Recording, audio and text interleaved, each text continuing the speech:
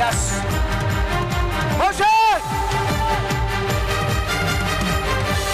నీ చేతిలో ఉన్న కర్రతోనే నేను నిన్ను పంపించబోతున్నాను.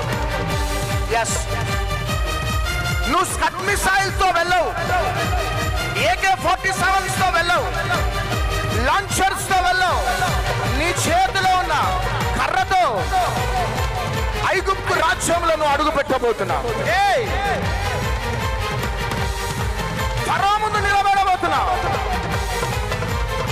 ఎక్కడ తృణీకరింపబడ్డావు, ఎక్కడ శత్రువులు నిన్ను తరిమినారు, నువ్వు ఎక్కడ ఓడిపోయినావు, అక్కడికి నేను నిన్ను పంపించబోతున్నాను. వా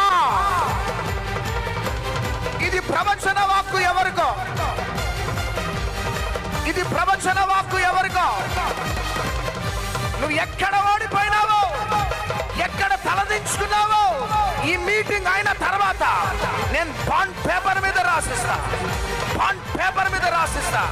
ఈ మీటింగ్ అయిన తర్వాత దేవుడు నీ తలను పైకెత్తబోతున్నాడు.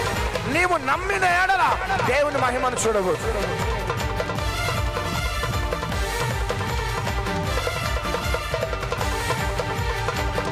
ప్రవీణ్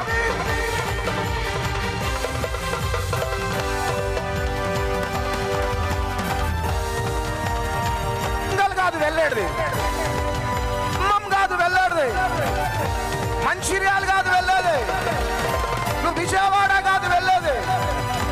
నువ్వు ఎక్కడికి వెళ్ళబోతున్నావు అంటే, నువ్వు ఎక్కడ పారిపోయినావో అక్కడికి తీసుకొని వెళ్ళబోతున్నావు.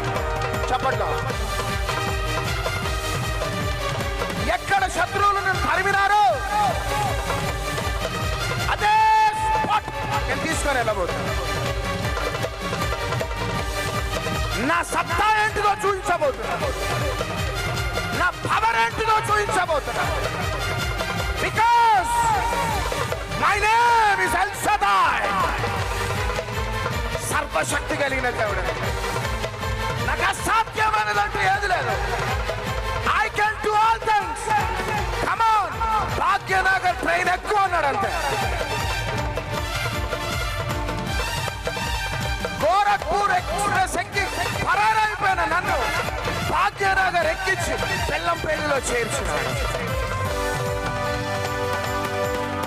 మోషే నువ్వు ఫరో దగ్గరికి వెళ్ళాలా? ఇప్పుడు పక్కన వారితో చెప్పండి, నువ్వు ఫరో దగ్గరికి వెళ్ళబోతున్నావు అని చెప్పి.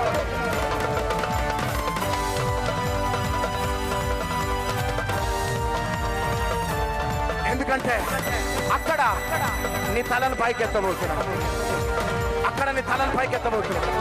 చుట్టాలు, రక్త సంబంధులు, బంధుమిత్రులు, స్నేహితులు, కార్యకర్తలు, మిగతా లీడర్స్ నేను చులకనగా చూస్తున్నారు. నువ్వేం చేస్తావు? నీకంత సత్తా లేదన్నారు.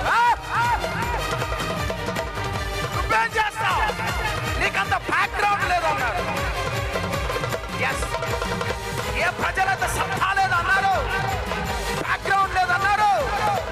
ఆ ప్రజల మధ్యలో నువ్వు నిలబడబోతున్నావు. This is just the beginning.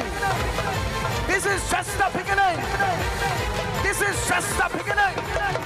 ఇది ప్రారంభం మాత్రమే. ఇక ఉన్నది ముసళ్ళ పండుగ. చప్పట్లు కొట్టారు.